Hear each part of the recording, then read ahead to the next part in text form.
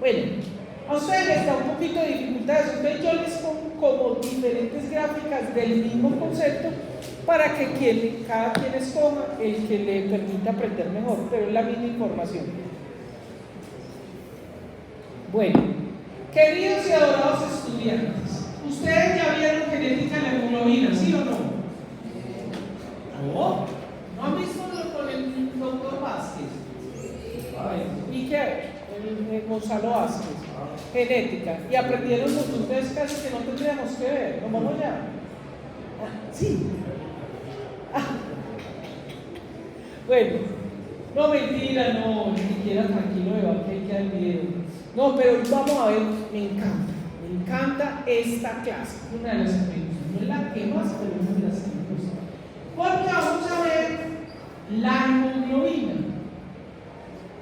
La hemoglobina, ¿cuál que vimos? Venimos de afuera hacia adentro, ya vimos el glóbulo rojo y toda esa piscina ya del citoplasma y lo que hay. ¿Y qué dijimos en la clase? Que era una bolsita rellena de hemoglobina. Vamos a empezar a conocer esa molécula. Chicos, por favor, pónganle atención a eso. Miren, la única vez que usted en toda su carrera y en toda, de pronto hasta en su historia como médico, va a ver lo de la hemoglobina. Pero si usted se acuerda de esto que yo le digo y conoce eso, puede modular lo que puede hacer con su paciente, que eso es lo importante. Porque la hemoglobina es un concepto que yo creo que ustedes que están en tercer semestre ya le dicen a la vez y dicen que, ay, hija, por favor me lees estos exámenes, ¿cómo tengo la hemoglobina? Hasta la abuelita lo sabe, es que no. Mijita, ¿cómo ve? Aquí le damos este hígado, esta pajarilla, porque usted debe tener la hemoglobina muy bajita, tan anémica. Dice las abuelas, y es verdad. Entonces, hoy vamos a conocer eso. Reconocer esa estructura como la ven ahí. Bueno, usted me va a sentar un ratito. Ay, qué dicha. No le voy a poner aquí una cosa así para que... Bueno, reconocer esa molécula, la tienen que reconocer porque usted ya es un médico. Eso es una representación gráfica de una proteína. ¿Qué nivel tiene? Muy bien, me encanta, cuaternario. ¿Por qué cuaternario? ¿Por qué no es terciario? Muy bien, porque tiene varias unidades, ya que una está roja, verde, amarilla y azul. Tiene varias unidades. ¿Y la terciaria cuántas tiene? Una.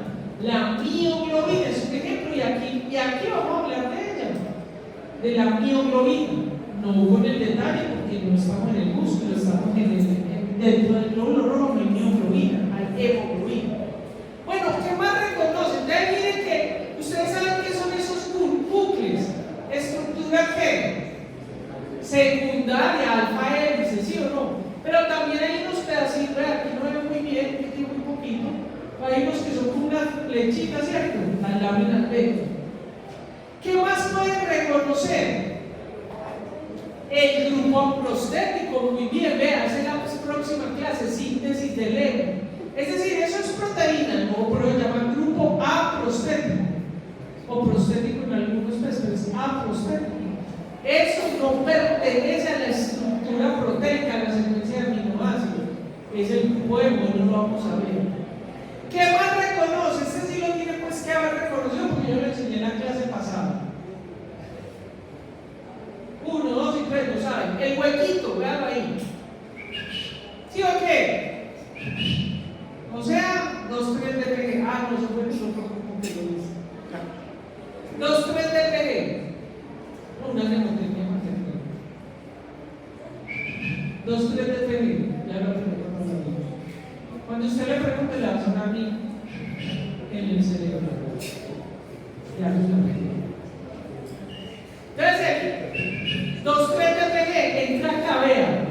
Aquí se unen con algunos aminoácidos de esa estructura. ¿Y qué aprendimos del 2, 3 de PG? Que era un efector alostérico. Es decir, que al entrar cambia la estructura, cambia la conformación de la proteína. Ya lo aprendió.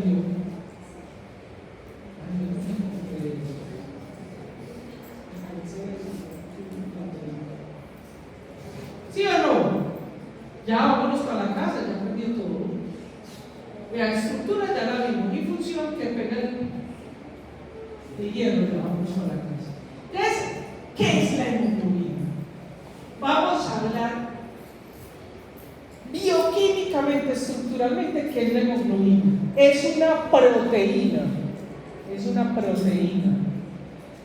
cuaternaria, porque tiene 4 subunidades. Y esas subunidades, mire, verdad que es que ya sabe casi todo, yo no sé ni para qué esta clase. La aprendió con el profesor Gonzalo, ¿no? ¿Sí o no? Que había unos genes para alfa y unos genes para beta, ¿sí o no? Tienen 2 subunidades alfa y 2 beta, vean que ahí está. No, en el anterior decía, vean, 2 alfa y 2 beta, ¿sí o no? Y una de las características, ¿la hemoglobina solo está en los glóbulos rojos? No, muy bien. Vamos a ver que está en muchos compuestos, pero el mayor contenido, como aquí es el protagonista, es el eritrocito, que es una bolsa llena. ¿Cuál es la función en el glóbulo rojo? Porque vamos a ver que hay unas enzimas y estructuras que son dependientes del grupo hemo, no de la hemoglobina, sino del grupo hemo, ¿cierto? Pero en la hemoglobina la función básicamente es la unión y el transporte de oxígeno y CO2. Ya yo les había hecho. ¿Recuerdan que yo les hago cosas ridículas y graciosas? No pues porque yo me queda muy charrita, sino para que les quede en el cerebro, una mnemotecnia.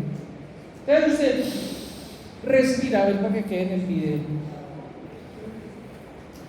Entonces usted respira.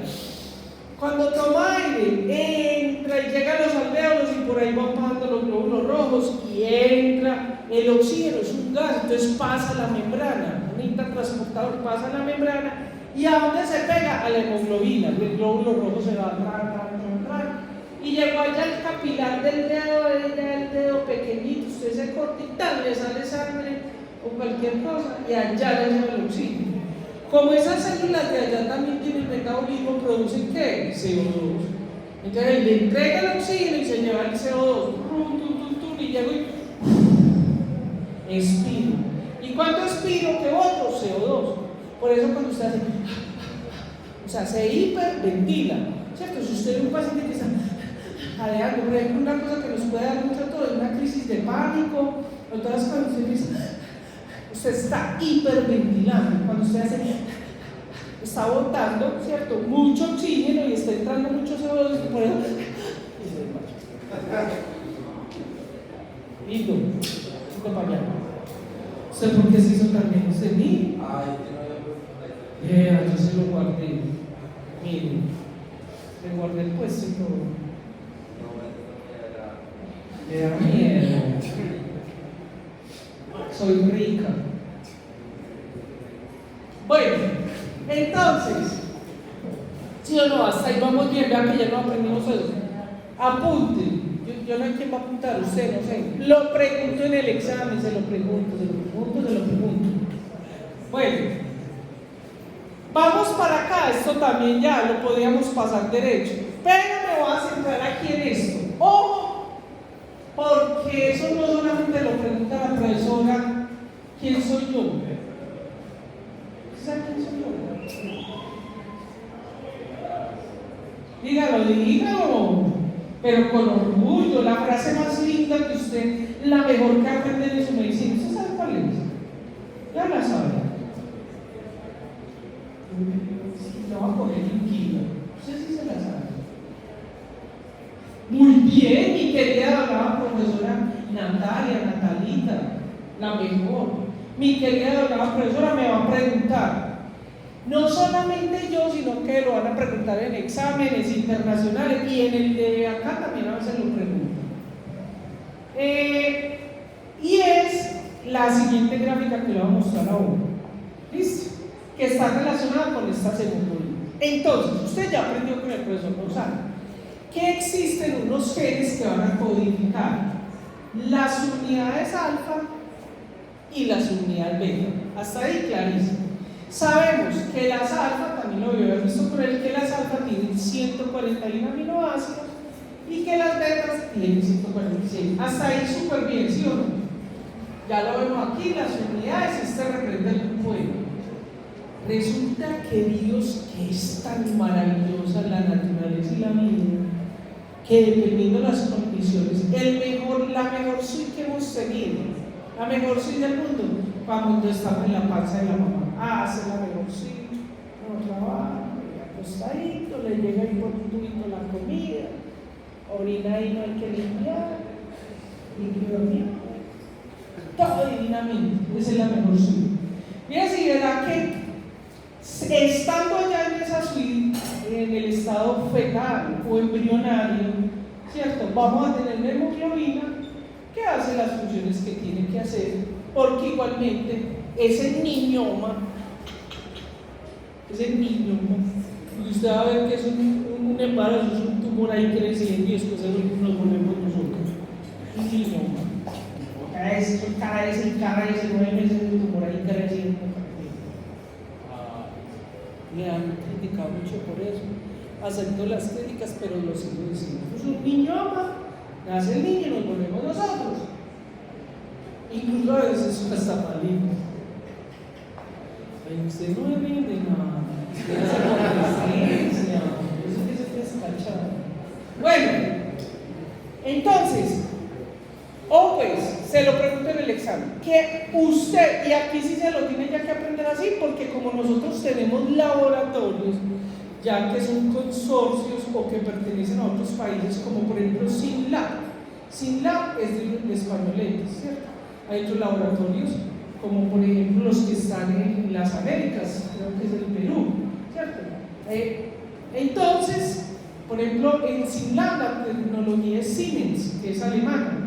Entonces usted ya ve, usted le ponen a leer como médico general que le sale hemoglobina A1. Entonces eso es lo que les voy a explicar.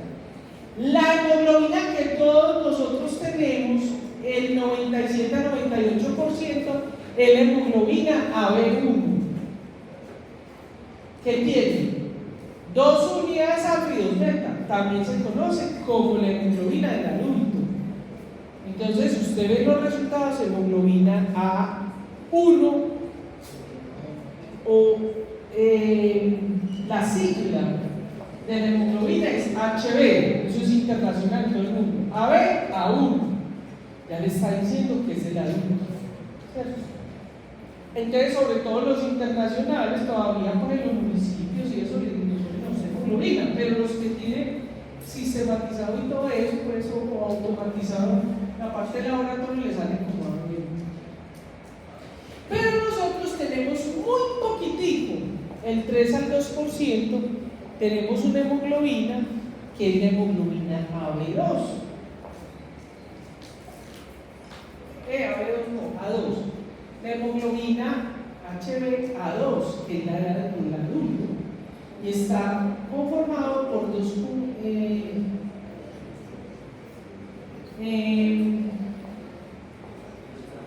dos cadenas alfa y 2 cadenas gamma.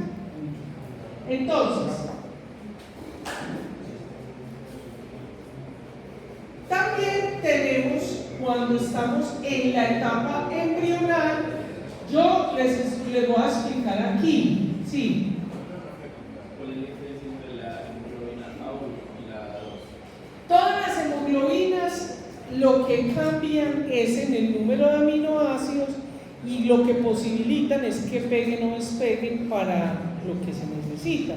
Ya lo vamos a ver más adelante, pero yo aquí no les traigo exactamente cuánto tiene cada uno. Tengo una gráfica, pero no se lo tienen que aprender. Pero sí tienen que saber que exista la fetal, la Grover, ya lo van a entender mejor en la próxima diapositiva, ¿cierto? Que vamos a ver la gráfica que se la pongo en el examen. Ustedes ven, tiene 2 alfa y 2 gamma, ¿cierto? La fetal. La Grover o Grover 1, que es el embrionario, ¿cierto? Tiene 2 zeta y 2 épsilon.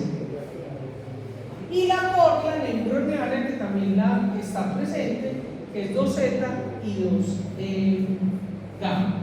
Entonces, Esas son las unidades. Ahora, cada una de estas unidades va a tener ¿quién? El grupo hemo, que después vamos a conocer la fábrica del grupo hemo. En resumen de toda esta hemoglobina, la hemoglobina está compuesta por 4 unidades, 4 cadenas polipeptídicas y el grupo hemo, ¿cierto? Que es este anillo tetrapirrólico con hierro, pero eso lo vemos después. Ahora sí, apúntelo porque esa gráfica se la pongo en el examen. Le voy a poner esa gráfica. Usted tiene que, y también se las pone en los exámenes para pasar a especialización o a algunas universidades para el posgrado. Entonces, aquí está el porcentaje de síntesis de globina y aquí está la edad, ¿cierto? Que está en semanas. Aquí en esto donde está este punteado es el momento cero donde nace el bebé, ¿cierto? Por eso está de 1 a 40, 38, 40. Y aquí son ya los natales, ¿cierto? Así. Yo se las voy a explicar. ¿Cómo le pregunto yo en el examen? Yo le pregunto, en la semana tal, o en la etapa embrionaria, o la fetal, la mayor es, y usted leyendo las gráficas puede decir cuál es. Si la fetal, si la joven, si cuál, si la adulta. Entonces, en estos momentos voy a explicarle la gráfica para que usted la entienda. Primero se la voy a explicar rayita por rayita y después lo hacemos por pares, ¿vale? Como está en el hemoglobina. Entonces, cuando usted lo fecunda, pues usted no, a nosotros. Cuando nos fecundan, inmediatamente se empiezan a producir, a expresar.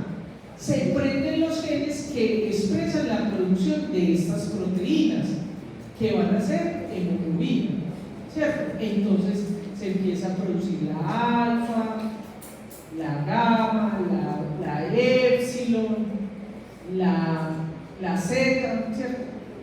Apenas por allá las 6 semanas. O sea, cuando usted ya pasa a ser embrión, en estas primeras semanas usted es feto. No hay cuando está en forma de mora, una mórula, que es muchas divisiones en la no ha empezado a ser ni queda renacuado ni nada de eso. Es feto.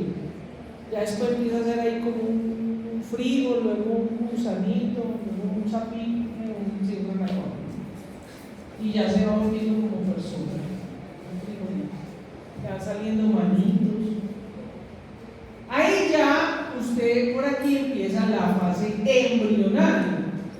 Mire que la beta, ¿cierto? Empieza es en la fase embrionaria. ¿Listo? Tenemos otra, ¿cierto? Que es la delta, ¿cierto? Que fíjese que es mucho después. ¿Se acuerdan que vimos una que es hemoglobina A2? Que está en muy poquita cantidad, pero la tenemos. La hemoglobina D, la cadena D. Apenas a las 30 semanas se empieza a expresar, a producir. Hasta ahí vamos bien, ¿sí o no? Entonces, miren, tenemos la alfa. Analicemos la alfa. La alfa siempre está, ¿cierto? Se empieza a producir desde que nos conciben. En la etapa fetal crece de manera importante, va a estar acompañado de algunas, como lo vimos aquí, ¿ven? De que en todas estas, en la fetal está en alfa. En la embrionaria vamos a tener unas que son específicas, ¿cierto?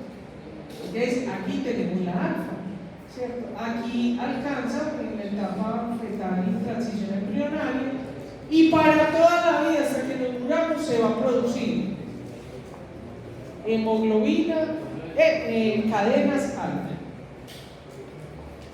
Seguidamente, ¿cierto? Vamos a tener unas que son fetales. ¿Cuáles vimos? Las que tienen las cadenas gamma, zeta, epsilon, ¿sí o no? Entonces, miren, en las primeras, o sea, las fetales, miren que tenemos la gamma, ¿cierto? Ya la gamma. Miren que durante la etapa embrionaria se aumenta de vez y apenas empieza la etapa embrionaria, durante el embarazo se mantiene, pero apenas ya van a nacer empieza a bajar hasta que desaparece. ¿Sí? Veamos, por ejemplo, la épsilon, la zeta y la épsilon. Esto es del alfabeto griego, ¿no? Ahí. Entonces, miren que la épsilon, ¿cierto? Hay una que tenemos, como es cual, la zeta y épsilon, que es embrionaria, es la más frecuente, la más abundante, y se llama la Gower. Esto es de crecimiento, ¿no? Gower 1, vean acá, la zeta y la épsilon. Pero miren que apenas empieza la etapa embrionaria, desaparece. Apenas empieza la etapa embrionaria. Tenemos otra. Bueno, y ya en la etapa embrionaria, muy poquitas, empiezan, porque aquí necesitamos es que el feto esté suficientemente oxigenado. Por eso la naturaleza provee esa prueba de que el niño está alimentándose todo eso con la sangre de la mamá, ¿cierto? Pero él en sí mismo necesita unas que permitan que todos sus tejidos estén oxigenados. Entonces ya en la embrionaria se empieza a producir la beca. Cuando ya nacemos,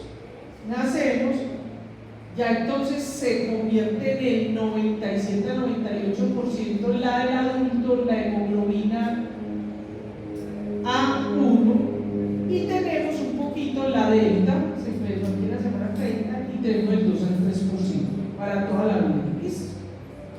Muy bien, lo pregunto en el examen. Entonces, cuando usted va a estudiar hemoglobina, usted depende del libro. Hay unos que le aparecen tipos de hemoglobina, hay otros que se los separan. Yo hago ahí como un libro de lo que hay en los libros. La hemoglobina que usted más va a utilizar en su clínica es la que tiene oxígeno y la que no tiene oxígeno. O sea, la oxihemoglobina, que son las que tienen oxígeno, y la desoxihemoglobina, que es la que no tiene oxígeno. Recuerde, eso. Cuando usted piensa en eso, tener toda la hemoglobina sin oxígeno es incompatible con la vida. Pero usted lo que tiene que pensar, y yo le voy unos cuadernos que es del libro de Leninger, o sea, usted tiene que pensar que los glóbulos rojos están como cuando uno está en un río y se deja llevar ahí, ¿cierto? Ellos están en un torrente, en ese tejido que es líquido, ¿cierto? Y ellos están andando por allí. Y hay una, dependiendo del tejido y las condiciones bioquímicas y fisiológicas del individuo, entonces van a estar más unas que otras, ¿cierto? Como le digo, si yo estoy jadeando, porque me estoy hiperventilando, que me falta el oxígeno, porque me encerré en el garaje para suicidarme y prendí la moto, y el monóxido de oxígeno se pega a la hemoglobina, entonces ahí va a ocurrir eso. ¿Sí? Pero, ya, y de hecho ni siquiera no va a tener oxígeno, pero se le pegó el monóxido de carbono. Entonces, en los textos están los tipos de hemoglobina. A veces incluyen esa, la desoxihemoglobina y la oxihemoglobina. A veces no, ¿cierto? Y la anterior, la que usted mandamos. Entonces, está la hemoglobina A. Estas son las formas que ustedes van a encontrar en sus pruebas de laboratorio que usted va a realizar como médico. La hemoglobina A, la hemoglobina A1 o simplemente hemoglobina. Cuando hablamos de AB1 estamos refiriéndonos a la del adulto, que ya vimos que es entre el 97 y 98%, ¿cierto? Tenemos la hemoglobina A2. Ay, ¿eso para qué? Porque en enfermedades hematológicas esto se convierte en un biomarcador. Podría decirles que la hemoglobina es un biomarcador muy importante. Es un concepto que ustedes ya deben estar leyendo en sus textos. Biomarcador es una molécula, puede ser una enzima, puede ser una sustancia, puede ser o pueden ser varias, que nos sirve para hacer la determinación de algo biológicamente hablando.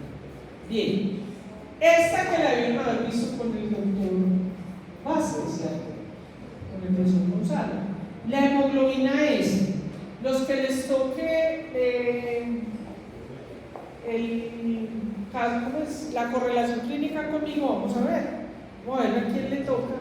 Vamos a ver la drepanocitosis o la anemia falciforme.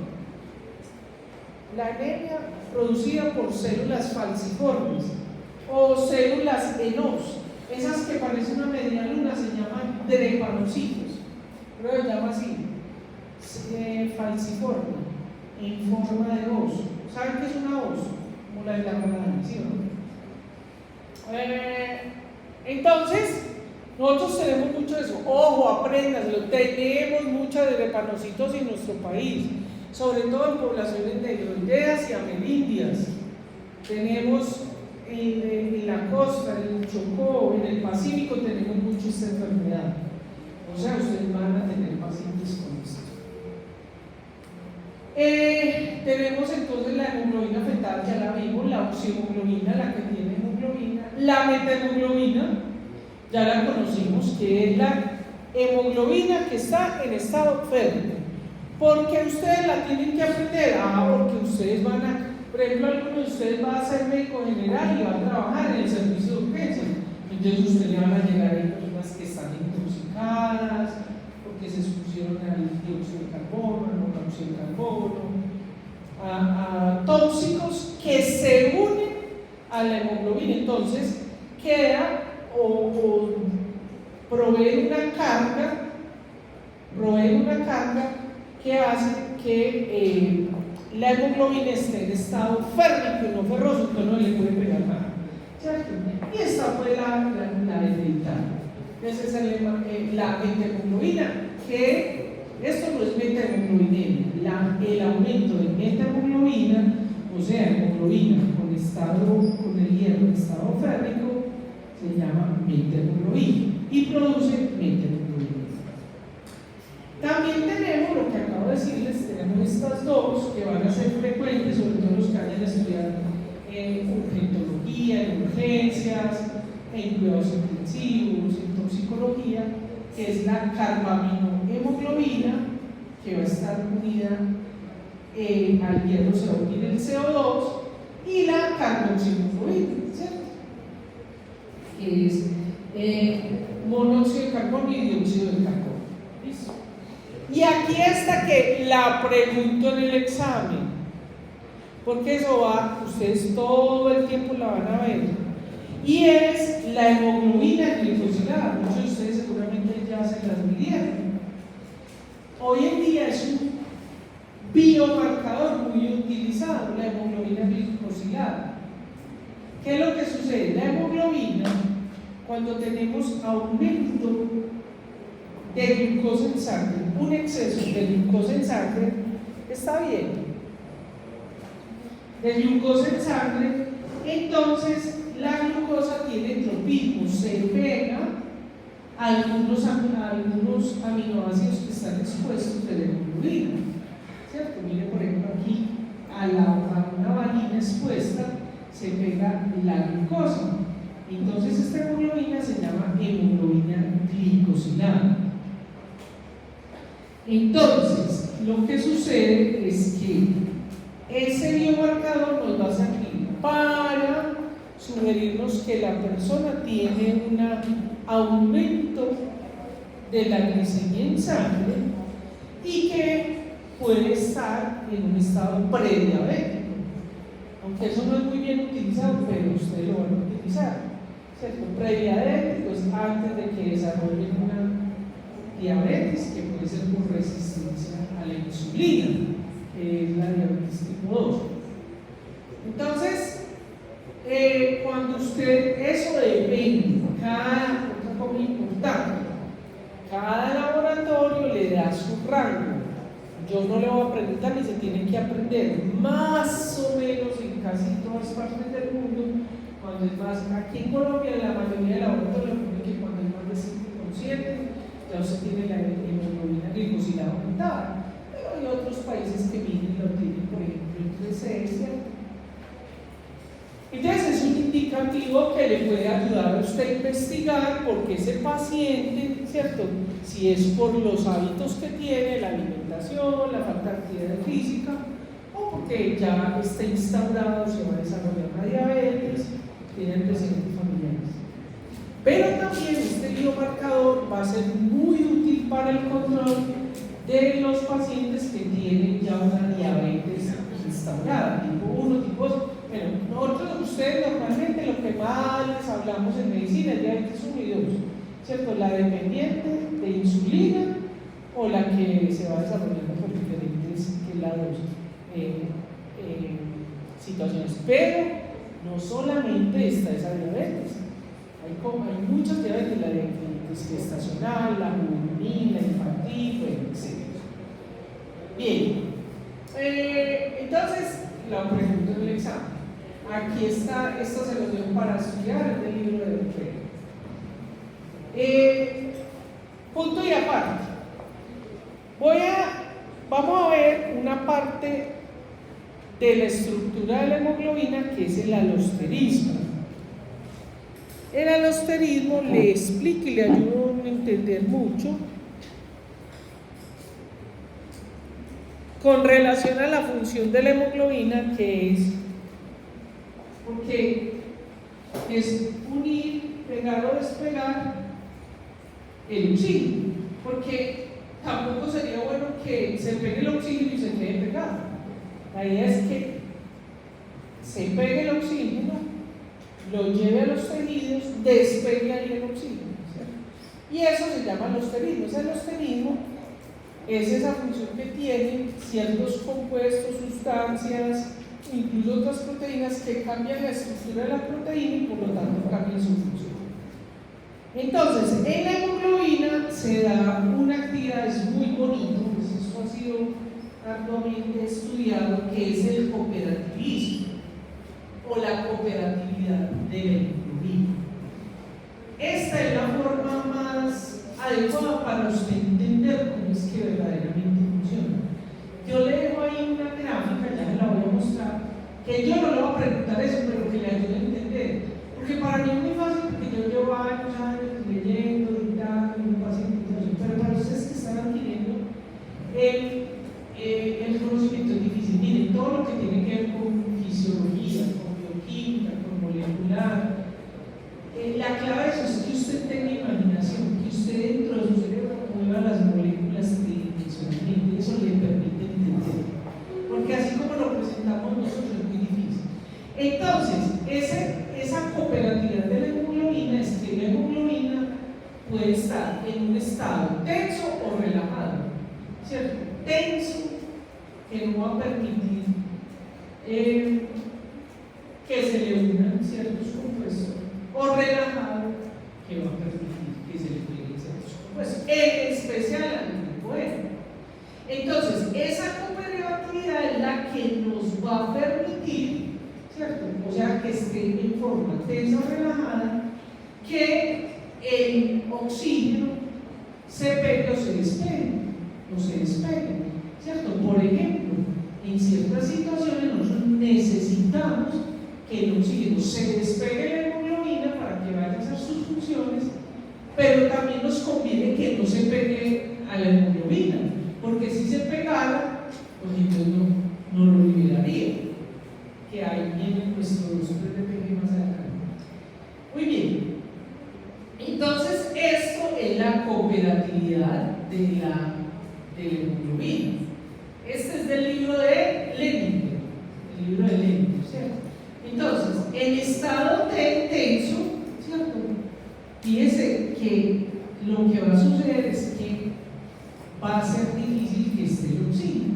Por eso, cuando él hace la transición a relajada, puede, por un lado, o liberar el oxígeno que tiene, ¿cierto? O por otro lado, que se le vayan pegando los oxígenos como cuando pasan por los alvéolos. Mírenlo acá, esta gráfica, aquí lo tenemos en forma tensa y relajada. ¿Se acuerdan de este orificio? ¿Ya lo recordaron? Lo tienen que recordar para el 2,3 DPG.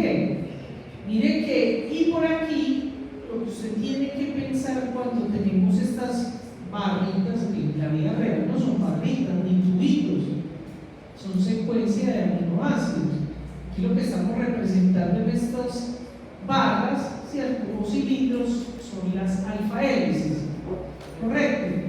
Entonces ellos tienen exposición tanto hacia afuera como hacia adentro, tienen aminoácidos que se exponen. Entonces aquí se van a pegar moléculas como hemos visto en la glucosa o aquí como vamos a ver en el postre de tejido. Reconozcan que están las unidades alfa, las unidades beta, está el grupo hemo, ¿cierto? Ese hemo, fíjense el grupo hemo, aquí está el hierro, y en el hierro es donde se va a pegar pues el oxígeno, el CO2, los compuestos. Entonces, vamos a ver si me funciona. No funcionó. Ese videito ya los tienen ustedes, los tienen ahí. Si quieren pueden entrar ahí a Teleeducación y ahí están los videitos, ¿cierto? Donde muestra cómo pega y se despega y cómo se abre eso, es decir, el cambio, o sea, la cooperatividad, que tiene por el cambio alostérico del grupo hemo y la hemoglobina es lo que permite que pegue y se despegue el oxígeno. Ahí pueden ver el video, pero aquí no funciona. Bueno, entonces, eso va a hacer que cuando esté en estado tenso, la hemoglobina esté en estado de desoxihemoglobina, ¿cierto? O sea que no tiene oxígeno, y en el estado R es de oxihemoglobina. Miren, nada de eso yo lo voy a preguntar en el examen. Estas son herramientas que yo leo para que usted lo estudie y pueda entender. Este es el grupo hemo, que es un anillo plano tetrafirrólico, y aquí está el hierro. ¿Qué sucede? Cuando el oxígeno se pega al hierro, entonces hace un cambio estructural. Mira el oxígeno aquí, hace un cambio. Esto es pegado aquí a la hemoglobina. Entonces, cuando el oxígeno cambia en el plano, mire que cambia, mírelo aquí como se ve, ¿cierto? Mírelo acá, ¿cierto? Cuando se pega el oxígeno, cambia. Por eso, vamos a ver, aquí vemos, ese video también es muy bonito porque ve cómo se mueve el grupo hemo, ¿cierto? Y al haber el grupo hemo, ¿quién está haciendo que se pueda pegar ese oxígeno, esa transición entre tenso y relajado? ¿Listo?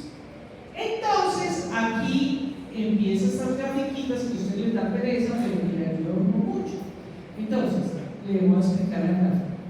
Aquí está entonces la saturación de oxígeno y aquí la presión parcial de oxígeno. Entonces, recuerde que cuando nosotros decimos el P50 es el valor que corresponde, en este caso la presión parcial de oxígeno, cuando el 50% de las moléculas de lo que usted está refiriendo aquí, en este caso es cuando el 50% de las moléculas están saturadas, el P50 corresponde más o menos al 25-26 mililitros de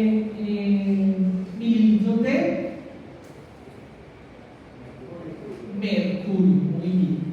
Entonces, fíjese que usted, dependiendo cómo esté, todos ya lo conocemos y eso lo aprendimos en la pandemia, le ponían a uno el aparatico para medir la saturación. Más o menos todos en cuanto podemos tener más de 95. Si ahorita no lo midieran, seguramente que estaría en 95, 97, 98, ¿cierto? Generalmente todo lo tenemos así. Las personas que tienen una condición, cualquier enfermedad o los asmáticos, por ejemplo, cuando yo estoy en mis crisis, a veces tengo la saturación en 85, ¿cierto? Yo me echo los medicamentos y si yo lo que no, pues ya tengo que escalar a una nebulización o otro tipo de terapias. Lo mismo pasa acá, ¿cierto? Entonces, eso lo va a manejar usted muchas veces, muy cotidianamente en su consultorio. Ahora, también tenemos que saber que depende, obviamente que nosotros tenemos el aparatico ahí, pero eso ya todo se describió, ¿cierto?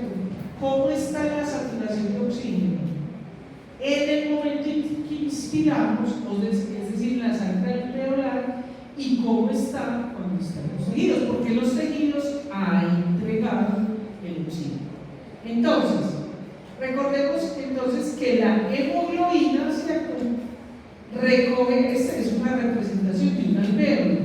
El alvéolo está con abundante oxígeno, por allí están pasando la sangre que nos está dando el CO2 que trae de su recorrido, lo libera, lo expiramos y aquí toman el oxígeno. Entonces, esto también es un punto que ustedes va a ser muy importante en su clínica, sobre todo los que trabajen en cuidados intensivos, urgentología y cuidados intensivos.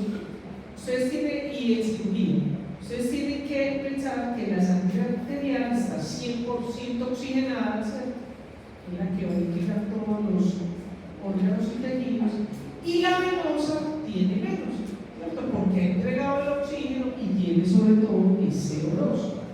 Y es que incluso en los tejidos periféricos, en los deditos de los pies, el 40%, la hemoglobina solo tiene 40%. Esta es una gráfica, ¿cierto? Así es nuestros alvéolos, ¿cierto? Llega la sangre arterial y venosa, hay un intercambio. Esto es el espacio del alvéolo, el aire, la luz, ¿cierto? Y eso atraviesa la membrana. Muy bien.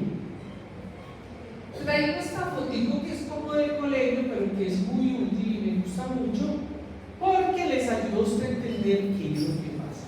Esto que vemos aquí es la desoxirriboglobina, o sea, no tiene oxígeno. Y aquí tenemos el oxígeno. Y esta que tenemos acá es la oximoglobina, o sea, el oxígeno pegado a la hemoglobina. La actividad de esa hemoglobina no hay un minuto en el que toda la hemoglobina que tenemos esté en forma de desoxirriboglobina, ni todas están en forma de oximoglobina. Es una transición. Mírenlo acá. Este es el porcentaje de saturación y este es el P2, la presión parcial de oxígeno. Y de que nosotros estamos diciendo que cuando está el 25% saturado, o sea, una de las unidades, ¿cierto?, vamos a tener más o menos el 20% del P2. A medida que va subiendo, ya habíamos visto aquí que cuando están al 50% es más o menos el 26%, ¿cierto? Cuando están al 50%, o sea, 2 unidades, ¿cierto? Cuando está al 75%, ¿cierto?, es más o menos el 40% de la presión parcial de oxígeno. Ahorita eso, o sea, como les digo, en las especialidades que les di va a ser muy importante, pero por ejemplo en el COVID eso fue muy importante, era un biomarcador, era un punto muy importante y era impresionante porque era gente con el COVID, ¿cierto?, y que tenía el 30% de saturación y dice, no, yo estoy bien. Muy impresionante eso, ¿cierto? Pero realmente se complicaba rápidamente y pues fallecía, ¿cierto? Bueno, entonces, y aquí es como estamos nosotros en estos momentos, ¿cierto? Nosotros estamos en reposo, la actividad más de esa que estamos haciendo es intelectual, concentrándonos, ¿cierto? Entonces, la mayoría de nuestra hemoglobina está, ¿cierto?, en el 97% si nos midieran la saturación. Ahora, obviamente va a ser diferente si nosotros midiéramos eso en los pulmones que en los tejidos. Ya vimos por qué. Aquí recuerden que la hemoglobina, pues esta cooperatividad, esta función de la hemoglobina, del eritrocito, va a estar relacionada con el transporte de oxígeno. Entonces, en la sangre venosa, sobre todo cuando está en la parte periférica, hay el 40% de oxígeno, mientras que en la arterial está el 25%. Aquí yo les dejo estos dibujitos que les van a servir mucho. Recuerden que nosotros tenemos aquí una enzima que ya la deben haber visto en muchas materias, que es la anidrasa carbónica, porque esa concentración de oxígeno, esa liberación de oxígeno y captación de oxígeno ¿cierto? Va a depender entonces no solamente del oxígeno, sino de la concentración de CO2, de oxígenos, pero también de los hidrogeniones. Y recuerden que vieron en biología, ¿quién les va a ayudar a mantener eso? Los búferes del organismo, ¿cierto? El bicarbonato. Entonces, con la anhidrasa carbónica está tanto el bicarbonato como el dióxido de carbono, que es el que va a mantener esa homeostasis. Entonces, fíjense que aquí en el tejido, como se hizo el metabolismo, liberamos CO2, ¿cierto? El glóbulo vino llenito de hemoglobina, le entregó el oxígeno y ellos recibieron el CO2. También está aquí es en el alvéolo, que es diferente. Aquí ese CO2 que trajeron del tejido periférico lo liberan. Mire que esa anhidrasa carbónica es bidireccional. Eso va a depender del estado del tejido, de la fisiología del organismo. Entonces, aquí va a tomar el oxígeno que tomamos en la respiración, en el alvéolo, ¿cierto? Entra el glóbulo rojo y aquí se libera el CO2 que botamos en respiración. Muy bien. Punto de aparte. Hay otro punto importante que tiene que ver con esa cooperatividad, ese aldosterismo de la hemoglobina, y es que va a depender del nivel del mar. No es lo mismo si estamos en las playas de cualquier parte del mundo, o sea, a nivel del mar, cero, que si estamos en altitudes, o sea, países, pueblos, ciudades o actividades, cuando estamos en ciertas actividades profesionales que hacen que se trabaje en grandes alturas. Entonces la saturación del oxígeno pues va a disminuir, ¿cierto? Es decir, cuando usted, lo más dramático, si estamos en el Nevado del Ruiz, o en el Nevado de Colombia, o del mundo, en el Everest, en el Himalaya, ¿cierto? O no lo pongamos tan dramático, cuando vamos, por ejemplo, a Lima, ¿cierto? Están a una altitud importante, entonces la oxigenación va a ser más difícil. Fíjese usted que aquí vemos cómo está, entonces, no, perdón, sí, perdón. Entonces, mire lo que pasa, qué tan bonito es el organismo. Mire que cuando nosotros estamos en el nivel del mar, pero vamos subiendo, ¿cierto? Tenemos mecanismos biológicos que no van a dejar que esas gráficas se vayan mucho hacia la derecha o hacia la izquierda. Fíjense que tenemos entonces la saturación se modula muy poquito si lo tenemos, ¿cierto? Cómo está la sangre arterial y la sangre venosa, ¿cierto? Se modula muy poquito, es decir, el P50 se modula muy poquito. Miremoslo acá. Es diferente, estos somos nosotros, pero cuando una materna, para poder entender lo que acabamos de ver, son varios ejemplos. Cuando una materna, fíjense que hacia dónde se fue la gráfica. La gráfica se fue hacia la izquierda. ¿Por qué? Porque esta mamá está embarazada, ¿cierto? Este tejido que está creciendo, el bebecito que está creciendo, el feto, el embrión, ella no solamente tiene que oxigenarse ella, sino que tiene que oxigenar al embrión. Entonces, obviamente, el P50, mire que se corre hacia la derecha y mucho más en el bebecito, en el feto o en el embrión. ¿Por qué? Porque el feto y el embrión, como tiene la sangre de la mamá, entonces tiene una que le permita para su cuerpecito, pero lo más mayoritario va a venir de la mamá. Entonces, fíjense que ¿qué es lo que va a modularse aquí? El P50. Miren que el P50 para el embrión o el feto es más o menos de un 20, en la madre más o menos va por el 23, 24, ¿cierto? Y en nosotros, en los adultos, ¿cierto? Como habíamos visto, esa sangre venosa va a ser de 40, dependiendo de si es venosa o arterial. Ahora, ¿qué va a modular? Así como vimos anteriormente, que puede ser la altura, o como vimos acá, que puede ser el estado gestacional, o que nosotros estemos en forma de bebecito, ¿cierto? De embrión, también van a haber algunos factores, que es lo que ya vamos a empezar a ver, que se llaman los factores alostéricos, o sea, que cambian ese alosterismo. Es decir, los que ven ustedes ahí, que son los más frecuentes, los hidrogeniones. ¿Y cuándo ocurren los hidrogeniones? Eso lo van a ver muchos de ustedes en su clínica, cuando hay una acidosis. La temperatura, el CO2, el 2,3-DPG. Vamos a ver entonces eso. Esta es la gráfica que yo les dejo, que es de Leninger, que es para que entiendan cómo es el alosterismo. Que el alosterismo no es siempre todos unidos al oxígeno o todos sin oxígeno, sino que es una transición. Entonces vamos a empezar a ver, de todas maneras, ahí vimos por ejemplo lo de la altitud. Cuando nosotros, si uno vive por ejemplo en el Himalaya o allá en el Nevado del Ruiz arriba, vive todo el tiempo en una ciudad de mucha altitud, el organismo se adapta para eso, ¿cierto?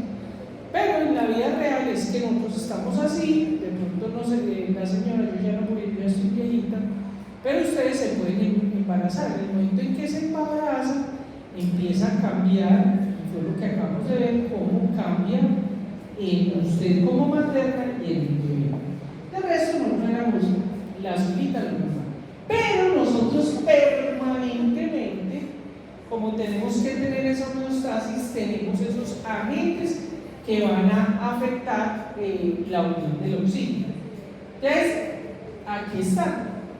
¿Cuáles vamos a revisar? Estos tres. Hay muchos otros, pero vamos a revisar estos tres, que son el 2,3-DPG, el 2,3-difosfoglicerato, los hidrogeniones, o sea, el efecto Bohr, y el dióxido de carbono. Entonces, básicamente, sabemos entonces que la hemoglobina puede estar en estado relajado tenso, en forma de desoxirriboglobina o hemoglobina. Y vamos a ver lo que nos va a modular eso. Vamos a empezar con el primero, que es el 2,3-DPG. Entonces, el 2,3-DPG, ¿dónde se produce? ¿Dónde vamos a producir eso? En una derivación de la glucólisis, ¿cierto? A partir del 1,3-bifosfoglicerato, ya lo habíamos visto en la clase pasada. Entonces, ¿qué sucede? Cuando nosotros tenemos grandes altitudes o efectos adversos como el humo, ¿cierto? Ciertas sustancias, por ejemplo, sustancias volátiles, químicos volátiles, ¿cierto? Entonces se activa esa derivación y se aumenta la concentración de 2,3-DPG, se aumenta, eso significa se aumenta, y estos corchetes es concentración, se aumenta la concentración de 2,3-DPG. Esta foto que ustedes ven aquí es una representación, esa gráfica de la hemoglobina. Estas son las unidades, véanlas acá. Y este es el 2,3-DPG y la interacción con los aminoácidos de histidina que hacen 2,3-DPG, interactúan. Entonces, ¿eso qué va a ayudar? Va a favorecer, ¿cierto? Va a favorecer que haya más oxígeno para los tejidos, ¿cierto? Cuando el tejido es escaso. Ese video también lo tienen ahí, ¿eh? Se los puse en la...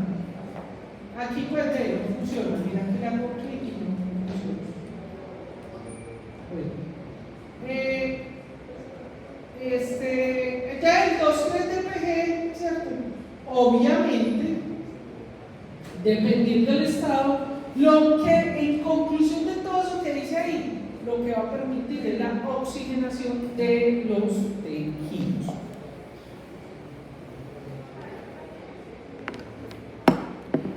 Bien, entonces miremoslo acá. Esta es una gráfica feísima, muy malita, pero a mí me gusta, es porque a muchos de ustedes les ayuda a entender qué es lo que sucede en la regulación a los TED. Entonces, ¿qué pasa? Mire que si está en forma tensa, el oxígeno no puede entrar.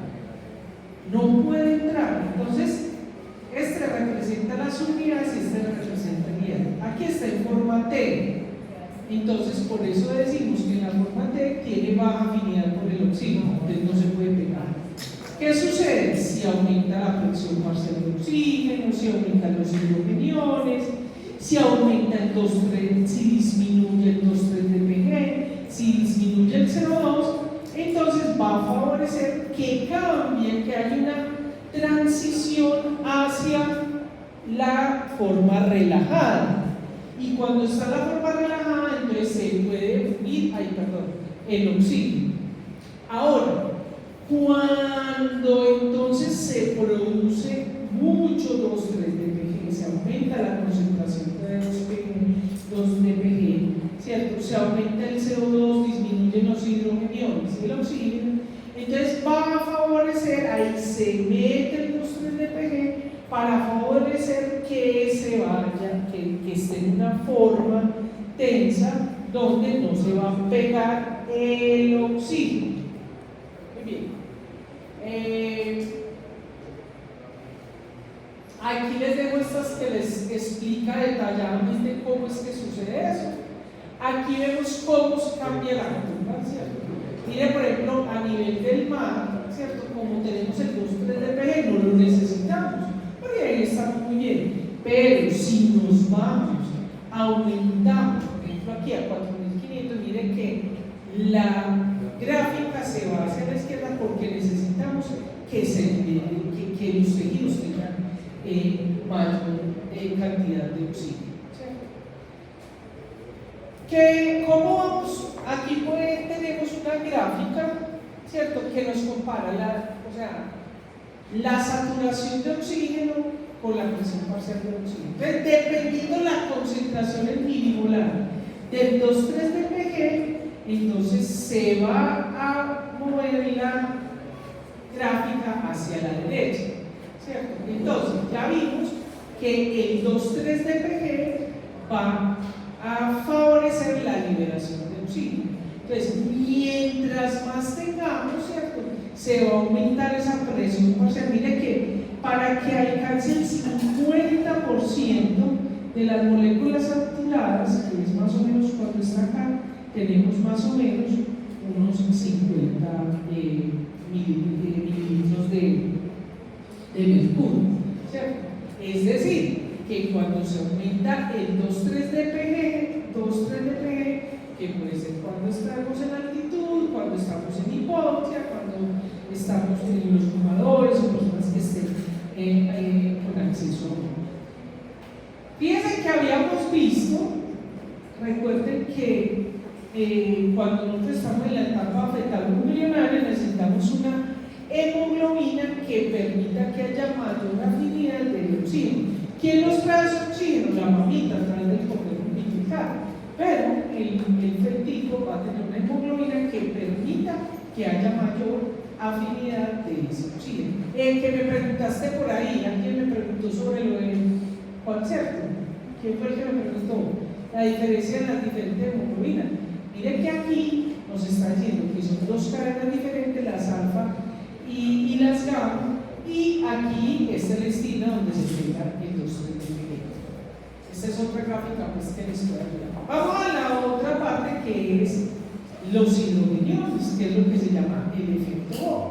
Entonces, cuando se disminuye el pH, ¿cómo tenemos el pH? Ácido. Esa es una condición que va a ser muy frecuente cuando ustedes estén en su ejercicio clínico. Muy poco probable pues en su consulta externa como medicina general o especialista, pero en el ambiente hospitalario es muy frecuente eso. Es decir, que el paciente, no sé si ya vieron esa parte, todas esas compensaciones que se hacen, ¿cierto?, relacionadas con el pH, Cuando el pH baja, está en un estado ácido. Estamos ácidos, hay hidrogeniones, hay un montón de hidrogeniones. Y entonces, pues, obviamente que eso va a disminuir la afinidad del oxígeno, porque esos hidrogeniones, o sea, la hidroxihemoglobina, se va a pegar al hierro o el CO2, ¿cierto? Como vimos la carboxihemoglobina. Entonces, eso va a disminuir la afinidad del oxígeno. Y eso es lo que se llama el efecto Bohr. Entonces, se lo pregunto en el examen. Aquí le voy a dar varias gráficas relacionadas con colores y color, ¿cierto? Que le ayudan a eso.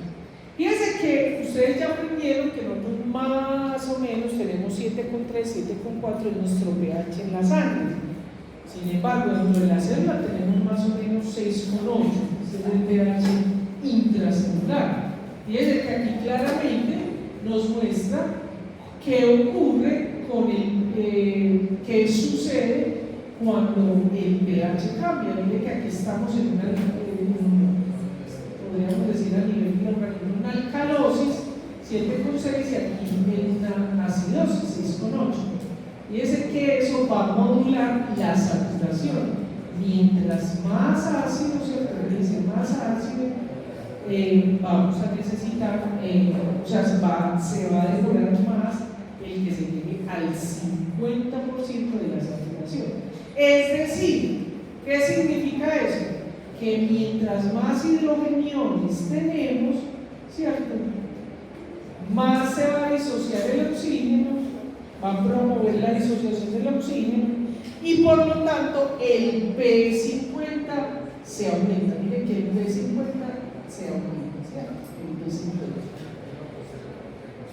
Y por el contrario, si son básicos, la gráfica se va hacia la izquierda, ¿cierto? Y va a disminuir entonces la afinidad por el oxígeno y pues obviamente va a disminuir el P50. Bueno, ahí les dejo esas grafiquitas que explican todo lo anterior que acabamos de ver. Miren, esta gráfica la traigo, me parece interesante, este hilar que sigue, porque una manera de verlo para poder entender estas gráficas, que yo sé que les cuesta un poquito, es cuando comparamos qué pasa en el músculo y en el pulmón. Recuerden que en el músculo está la mioglobina, o sea, una proteína terciaria que tiene una sola subunidad y solo tiene un grupo E. En cambio, la hemoglobina tiene cuatro subunidades, 4 grupos E. Entonces, mírenlo acá, esto les ayuda a entender. Fíjense que la hemoglobina, como solo tiene una subunidad, un grupo de hemo, rápidamente se satura. Miren que rápidamente llega al 50% de la molécula. Miren que es como entre más o menos 1 o 5, depende de la literatura, entre 1 y 4 mililitros de mercurio, llega a ese P50, ¿cierto? En cambio, la hemoglobina, y miren cómo va la curva, miren rápidamente, aquí más o menos 1 a 4 milímetros de mercurio, y rápidamente se satura, llega a la saturación. Mientras que la hemoglobina, como son 4 subunidades, más o menos 25, 26, ¿cierto? O sea, aquí es el valor, recuerden lo que es el P50, es el valor en miligramos de mercurio que corresponde al 50% de las moléculas saturadas. Esa es la definición, ¿no? Queda más o menos entre 25 y 26. Esto lo hace la hemoglobina. Esto les va a ayudar a entender. Lo mismo pasa a nivel de los pulmones y de los tejidos. Pero fíjense que más o menos nosotros, más o menos, todo lo vamos a tener más o menos en 26. Bueno, ese efecto Bohr va a estar modulado en el eritrocito. Un gran protagonista va a ser esta enzima que se llama la amiilasa carbónica. Fíjense que esta es una enzima que es bidireccional, o sea, tanto para producir como ácido carbónico. Entonces, fíjese que en el eritrocito, ¿cierto? Cuando viene el CO2, vamos entonces a producir ese dióxido de carbono para que nosotros podamos liberar el oxígeno en los tejidos y cargar el CO2, y en los pulmones es algo raro, ¿cierto? O sea, la enzima va a hacer que a partir de bicarbonato se produce dióxido. Utilizamos ese dióxido de carbono para que lo podamos exhalar por la respiración. Aquí vemos pues también, ya habíamos visto eso. Punto y aparte. Vamos a ver por último una patología muy frecuente, ya se las hablé, que existen varias, pero la más frecuente, una de las más frecuentes y que tiene que ver con la hemoglobina, es la drepanocitosis, ¿cierto? En realidad, cuando hablamos de la hemoglobina, tenemos dos grandes grupos de patologías, lo que son las alfa-talasemias y las beta-talasemias. No vamos a entrar en ese detalle. Alfa-talasemias y beta-talasemias las tenemos nosotros aquí en nuestro medio. Hay de ambas, alfa-talasemias y beta-talasemias. Pero nosotros aquí vamos a hablar en especial de la anemia falciforme, que es una beta-talasemia, ¿cierto? Y es una beta-talasemia porque es una variante genética donde se cambia un ácido glutámico por valina. Entonces va a cambiar la estructura de la hemoglobina. Miren, aquí vemos, por ejemplo, esto no es informativo, narrativo, yo no le voy a preguntar nada de eso, ¿cierto? Pero esa hemoglobina, esa drepanotosis, esa anemia falciforme, ya la habíamos visto, que es la hemoglobina S. Esa hemoglobina S realmente es muy abundante. Fíjense que las mayores abundancias es donde hay poblaciones afrodescendientes y americanos también, ¿cierto? La mayoría tienen eso. Muy bien. Entonces, lo que va a suceder, lo que va a pasar en esa hemoglobina es que se va a producir esta célula que vemos acá. Este es un glóbulo rojo normal. ¿Se acuerdan del crenocito? El que les hablé que era como la cabeza de Lisa Simpson, vea la cara. Este ya es de cajón, es para el vaso. Pero la célula que nos pone en atención es esta que vemos acá, que es la célula de o drepanocito. Resulta que en estos países, que es esta gráfica que está acá, son países donde, como en el nuestro, donde está el paludismo o la malaria. Y resulta que las personas que tienen esta drepanocitosis o esta anemia falciforme, como cambia la estructura del glóbulo rojo, entonces no se puede, o sea, los protege de la malaria. ¿Y por qué? Porque recuerden que la malaria, por eso lo van a ver ustedes en parasitología, la malaria hay un ciclo dentro del glóbulo rojo y otro en el hepatocito, en el hígado. Entonces, la parte del ciclo que tiene que ser en el eritrocito no se puede dar. Entonces, la hepatocitosis hace parte de esas enfermedades que se llaman las hemoglobinopatías. Entonces, aquí tenemos la drepanocitosis o anemia falciforme, como lo quieran, o sea, aquí les dejo algunos detalles. Vamos a pasar a la parte clínica. Esta anemia falciforme, entonces, es una enfermedad autosómica recesiva, es decir, que quienes presentan la enfermedad son los que tienen la hemoglobina S en estado homocigoto. Los heterocigotos también la sufren, pero no tanto. Entonces, básicamente, lo que se va a presentar en estos pacientes es esa anemia hemolítica